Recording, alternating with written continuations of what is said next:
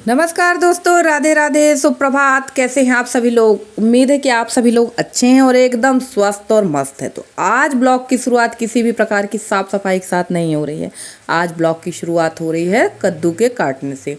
और यहाँ मैं काट रही थी कद्दू। अब बहुत सारी बहनें बोलेंगी कि कद्दू को महिलाएं नहीं काटती, तो बिल्कुल सही बात है, कद्दू को महिलाएं नहीं काटती हैं, इसको पहले पुरुष ही काटते हैं। पर अब क्या करें, हमारे यहाँ मैं किसकी रास्ता देखूंगी कि कौन काटेगा कौन नहीं काटेगा। तो मैंने यहाँ कद्दू को कट कर लिया, काटा था, काटने की कोशिश की थी पर वो हंसिया से कटा नहीं। उसके बाद मैं कद्दू को फोड़ा और फोड़ कर फिर इसको कट किया है। तो चलिए यहाँ पर मैं फटाफट से कद्दू कट कर रही हूँ, क्योंकि आज का जो ब्लॉग है, आज के ब्लॉग में सिर्फ आपको पूरा फैमिली ब्लॉग ही देखने को मिलेगा और पूरा खाना पीना वाला ब्लॉग मिलेगा। तो यहाँ फटाफट से सबसे पहले कद्दू साफ़ कर लेते हैं। और हमारे यहाँ जो ना, इसको कद्दू नहीं कहते, हमारे यहाँ इसको कुम्हड़ा कहते हैं भाई, मीठा कुम्हड़ा कहते हैं इसको। तो इसकी बनेगी सब्जी। और यहाँ पर मैं इसको ना कट करके सब्जी बनाने की तैयारी कर रही हूँ, क्योंकि आज मेरे यहाँ है मेरे पूरे परिवार का निमंत्रण। अब आप लोग कहेंगे किस बात का निमंत्रण? तो निमंत्रण जो है इसलिए हो रहा है कि अभी हाल ही में मेरी बड़ी सासू माँ ख़त्म हुई हैं, तो उनकी बेटियाँ रुकी हुई थी, तो सभी का खाना पीना करना था उनकी बेटियों का। और उनकी बेटियों के साथ साथ ही मैंने सोचा कि यार मेरी जो जेठानी देवरानी है, देवर जेठ वगैरह है, सबका ही खाना कह देती हूँ, क्योंकि करना तो है ही काम, बार बार वही काम ठीक नहीं लगता, तो एक ही बार में सारा काम निपटा देते हैं। और कद्दू कट करने के पहले मैं यहाँ पर चढ़ा गई थी दाल। और आप लोग सोच रहे होंगे कि मैं नहाई नहीं हूँ और खाना बना रही हूँ। तो दरअसल बात ये है कि मेरी जो बड़ी सासू माँ की, यानी मेरी मौसी सास भी थी वो, मेरी सासू माँ भी थी बड़ी, उनकी बेटियां जाने वाली थीं अपने ससुराल। तो मुझे 10:30 बजे के पहले ही खाना कंप्लीट करना था। उनकी 12 बजे की बस है, 10:30 बजे खाना कंप्लीट करना था। और हुआ ये कि मुझे सर्दी तो थी ही, आप लोगों ने देखा भी था, मतलब बताया भी है, देखा भी है, बहुत ज़्यादा मुझे सर्दी थी, जिसकी वजह से ना मैंने रात को जब दवा खाई तो सुबह मेरी नींद खुली 6:40 पर। और नल भी आकर जा चुके थे, 10 मिनट के लिए बस पानी मिला मुझे।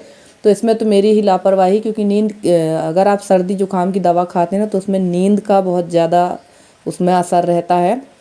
तो नींद बहुत ज़्यादा आई मुझे, जिसकी वजह से मेरी लेट नींद खुली। और सबसे पहले तो मैं सुबह सोकर उठकर गाय लगाई मैंने, और जाकर चाचा के यहाँ से कम मैं 4 कलसी और 4 बड़े बड़े डिब्बा, बल्कि ज़्यादा ही पानी लेकर आई। मुझे कम से कम 12 से 15 ट्रप पानी का लगाना पड़ा।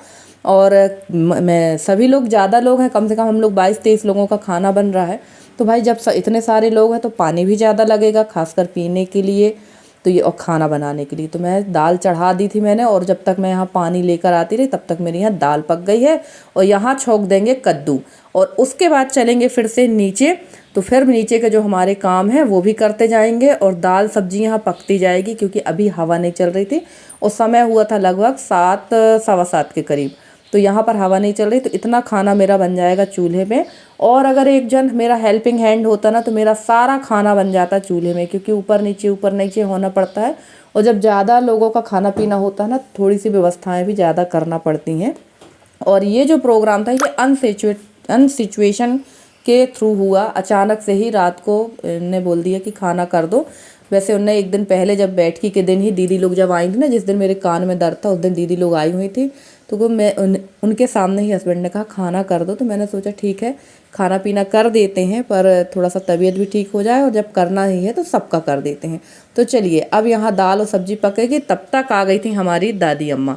तो दादी अम्मा ने संभाल लिया है अपना मोर्चा, और दादी अम्मा को मैंने लगा दिया आटा गूँथने के लिए।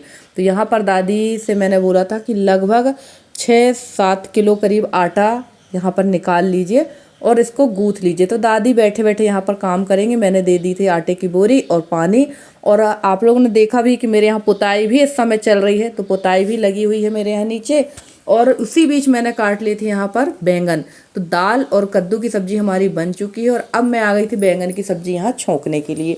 तो बैंगन की सब्ज़ी भी यहीं बन जाएगी, और इसके बाद मैं चली जाऊँगी नहाने के लिए। अब आप लोग सोचेंगे कि इतना खाना बनाने के बाद नहाने के लिए गई थी, तो क्या हो जाता है ना, सुबह सुबह काम भी बहुत होते हैं। मैं यहाँ खाना भी बनाते जा रही थी, थोड़ी थोड़ी साफ़ सफाई भी करती जा रही थी, और इसके अलावा गाय वगैरह का जो काम था वो भी कर रही थी।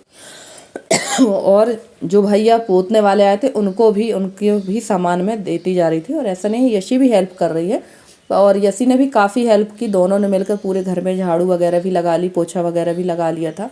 तो सारे काम हमारे टाइम से हो गए थे, क्योंकि लगातार कई काम एक साथ हो रहे थे। तो यहाँ चलिए सब्जी छोंक देते हैं, और मैं बाकी की जो यहाँ पर मैंने दाल और सब्जी बनाई थी वो ले जा चुकी हूँ नीचे। और कल के ब्लॉग में हमारी एक सिस्टर जी ने कमेंट किया है कि आपने जो कान पर दवा डाली है, यानी जो लौंग डाली है, तो आप बताइएगा कि इससे नस खुल जाती है क्या? मेरी मम्मी के कान में सुनाई नहीं देता है, तो इससे नस खुल जाती। तो नहीं, मैं ये तो नहीं कहूँगी कि नहीं इससे सुनाई देने लगता है, ये मैं बिल्कुल नहीं कहूँगी भाई। हाँ, इससे कान का दर्द ठीक हो जाता है। कान का दर्द जैसा भी हो, अगर आपको बहुत ज़्यादा सर्दी जुकाम वाला कान में दर्द हो रहा है, शीत का दर्द हो रहा है, तो वो ठीक हो जाएगा। आपका हमेशा कान में दर्द होता है, वो भी ठीक हो जाएगा। यहाँ तक कि काफ़ी लोगों को कान में मवाद आने की भी प्रॉब्लम होती है, वो भी इससे ठीक हो जाता है। तो मैं ये नहीं कह सकती कि इससे कान में सुनाई देने लगेगा, तो ये तो मुश्किल है। पर हाँ, दर्द वाली बात है, दर्द बिल्कुल इससे छूमंतर हो जाएगा। तो चलिए, अब यहाँ बैंगन की सब्ज़ी जब तक बनेगी, उसके बाद में मैं जब तक नहा धोकर तैयार होकर आ जाऊँगी, और तब उसके पहले मैंने यहाँ पर डाल दिए थे टमाटर और सब्जी का मसाला, क्योंकि ना सब्जी नीचे से लग रही थी और टाइम भी हो रहा था, लगभग बज गया था यहाँ 7:30 8:15 का टाइम हो रहा होगा। और मैंने यहाँ डाल दिए थे टमाटर, जो कि मैं नीचे से काट कर लेकर आई हूँ, और डाल देंगे इसमें भुनी हुई तिली और धना जो होता खड़ा वाला ना, वो मैंने रात को ही भून कर मसाला बनाकर रख लिया था। और सबसे ज़्यादा परेशानी खाना बनाने में मज़ा तो बहुत आता, पर समस्या क्या हो जाती है यहाँ पर, ऊपर नीचे होने के लिए एक जन अगर नीचे देखने वाला हो जाए ना, तो ऊपर आप सारा काम कर सकते हैं। तो चलिए फ्रेंड्स, चलते हैं अब नीचे की तरफ और देखते हैं कि हमारे नीचे के काम क्या हो रहे हैं। और इतना आधा खाना तो हमारा बन ही चुका है, रह गई है पूड़ी चावल, तो वो हम करेंगे अब नीचे। और यहाँ पर मैं आ गई थी नहा धोकर, और दादी ने जब तक आटा तैयार कर लिया था, और हम लोग दोनों सास बहू बनाने लगे हैं पूड़ी। कढ़ाई मैंने चढ़ा दी है गैस पर ही, क्योंकि ना 10 बज चुका था। और यहाँ पर पूड़ी भी हम लोग जल्दी बना रहे थे कि शायद दीदी लोगों को जाना है करके, पर बाद में पता चला कि दीदी लोग नहीं गई। तो चलिए कोई बात नहीं, टाइम से खाना पीना बन जाता है तो अच्छा लगता है। और सुबह जब मैं उठी थी ना, तो मौसम भी बहुत ज़्यादा ख़राब था, थोड़ा नहीं बहुत ख़राब था। और लगभग आज 3 दिन हो गए हमारे यहाँ ना मौसम बहुत ख़राब है। इस समय पर ऐसा लग रहा है जैसे बारिश होगी, और कल परसों के दिन सुबह हल्की सी बूंदाबांदी भी हुई है। और सबसे ज़्यादा डर जो है इस समय किसानों को है, क्योंकि सारा जो अनाज है वो खेतों पर ही पड़ा हुआ है। गेहूं की कटाई चल रही है इस समय हमारे यहाँ, और काफ़ी लोगों का गेहूं तो अभी खड़ा भी है खेतों पर। अब देखते हैं कब तक मौसम क्लीन होता है, क्योंकि ये जो महीना होता है ना, बड़ा ख़तरनाक टाइप का होता है। अभी देखा भी आपने कि बहुत ज़्यादा बारिश भी हो गई, ओले भी गिर गए। तो चलिए, ओले जो गिरे थे उससे फसल को नुकसान तो नहीं हुआ, क्योंकि चना और मसूर पर ही नुकसान होता है, गेहूँ पर उतना नुकसान नहीं होता है ओले का। पर अभी जो मौसम बना हुआ है, अगर बारिश हो गई ना, तो गेहूं का बहुत नुकसान होगा। और यहाँ पर कढ़ाई तो मैंने चढ़ा ही रखी थी, यहाँ मैं फटाफट से सेकने लगी थी पूड़ियाँ, और इंतज़ार कर रही थी सबके आने का, क्योंकि खाना तो हमारा कंप्लीट हो जाता है और खाने वाले जो हैं वही लेट लतीफ़ हो जाते हैं। इतनी जल्दी करने के बाद भी काफ़ी ज़्यादा लेट इन लोगों का आना हुआ था। तो चलिए, आ जाइए आप लोग भी। गर्मा गर्म पूड़ी बन रही हैं, और गर्मा गर्म पूड़ी, कद्दू की सब्ज़ी और बैंगन की सब्ज़ी थी, और साथ में था बूंदी का रायता, दाल चावल। तो खाना एकदम देहाती देसी वाला खाना तैयार हुआ है, किसी भी प्रकार का कोई तामझाम वाला खाना नहीं है। और यहाँ मैं लगा रही थी दोबारा से झाड़ू और पोछा, क्योंकि ना झाड़ू इसलिए लगा रहे थे क्योंकि सुबह से यहाँ पर लगे हुए थे, और दोबारा से झाड़ू पोछा इसलिए कर दिया कि इस समय ना बाल वगैरह उड़ने का ज़्यादा डर रहता है कि कहीं किसी के खाने में बाल न मिल जाए। तो हमेशा हमारे यहाँ जब भी बड़ा कार्यक्रम होता, खाना पीना वगैरह होता है ना, तो हमारे यहाँ बस नहीं, हम लोगों के क्षेत्र में ही सभी जगह ये रिवाज है कि खाना परोसने के पहले उस जगह पर झाड़ू ज़रूर लगाई जाती है। और पोछा तो मैं इसलिए लगा रही क्योंकि यहाँ हम लोगों ने आटा भी गूँथा था, सब्जी भी कट करी थी, और उसके बाद पूरियाँ वगैरह भी बेली गई हैं। तो मैंने सोचा चलो एक बार झाड़ू पोछा कर ही देते हैं। और ये भट्टी निकाली थी, पर इस भट्टी का उपयोग नहीं हुआ है, तो भट्टी को अब रख देंगे। वैसे ये भट्टी मेरी नहीं है, मेरी भट्टी का रेगुलेटर टूट गया है, जिसकी वजह से मेरी भट्टी काम पे नहीं आ रही है। ये मेरी जिठानी की ही भट्टी है, जो कि मैं भिजवा दूंगी। और रेसू काफ़ी दिनों के बाद आप लोग को ब्लॉग में दिख रही, क्योंकि मेरे पुराने ब्लॉग में तो रेसू आपको अक्सर दिखती थी। अब घर दूर होने की वजह से ना रेसू आती नहीं है, और दूर कुछ नहीं है, पास में ही, उतनी दूर भी नहीं है, पर मेन रोड पे हमारा घर है और ये हाईवे रोड है, जिसकी वजह से यहाँ पर गाड़ियाँ बहुत ज़्यादा चलती, तो बच्चों का आना जाना मना रहता है। हम लोग बच्चों को नहीं आने जाने देते हैं। और देखिए यहाँ पर आ गई थी ये मेरी बड़ी सासू माँ यानी ऋषि की दादी। दादी तो बैठी ही थी और यहाँ पर हम लोग पढ़ने लगे थे पैर। मेरी देवरानी भी आ गई थी और मेरी ये पढ़ रही हैं अपने नातनों के पैर यानी यशी नित्या लोगों के पैर। और सबसे बड़ी वाली मम्मी ये आ गई हैं और इस समय ना बड़ी मम्मी बहुत ज़्यादा चिड़चिड़ाने लगी, बहुत ज़्यादा।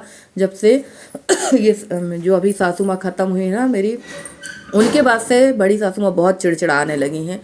बिल्कुल इनका दिमाग ही पता नहीं कैसा हो गया है, थोड़ी थोड़ी बातों में रोएंगी, थोड़ी थोड़ी बातों में हंसेंगी और एक कहना चाहिए शॉर्ट टाइप का इनके दिमाग पर लग चुका है कि सभी लोग जा चुके हैं, मुझे छोड़ दिया है। और ये वीडियो बनाने का मतलब ये था कि अब हमारे परिवार में सिर्फ यही 3 बुजुर्ग बची हुई हैं, तो मैंने सोचा इन लोगों का भी वीडियो बना लेते हैं। और सभी का वीडियो मैंने बनाकर रखा है और सभी लोग जब देखते हैं ना तो मेरे से पूरे परिवार के लोग यही कहते हैं कि आपने वीडियो बनाना शुरू किया जिसके थ्रू हम लोग अपने बुजुर्गों को देख पा रहे हैं। बहुत अच्छा लगता है, आपने ये काम बहुत अच्छा किया है। तो मैंने यहाँ पर इन लोग की भी वीडियो बना ली है। और देखिए आज नित्या, नव्या और यशी सभी लोग परस रहे हैं पूरे परिवार के लोगों को खाना। और मैंने ज़्यादा क्लिप नहीं बनाई थी, थोड़ी ही क्लिप बनाई थी। और ये है दोपहर के बाद खाना पीना खाने के बाद मस्ती टाइम। तो यहाँ पर आद्या की मस्ती शुरू है और सब बच्चे इसके पीछे लगे हुए थे और ये इतना डांस करती है, इतना डांस करती। देखिए यहाँ नित्या डांस कर रही है और ये अभी बहुत तेज़ी से डांस करेगी। तो देखिए बहुत तेज़ी से नित्या ये डांस करेगी आद्या। अगर आपने कुछ भी बजाया और आद्या डांस करना शुरू कर देती है। और अब आद्या आपको वीडियो में नहीं देखेगी क्योंकि कल चली गई है आद्या अपनी नानी के घर और अब आद्या आएगी लगभग 20 से 25 दिन बाद। तो अब 20-25 दिन बाद ही आद्या आपको देखेगी और हम लोग सोच रहे हैं आद्या के बिना हम लोग का दिन कैसे कटेगा। तो चलिए फ्रेंड्स, आज के ब्लॉग में इतना ही, मिलते हैं अगले ब्लॉग में।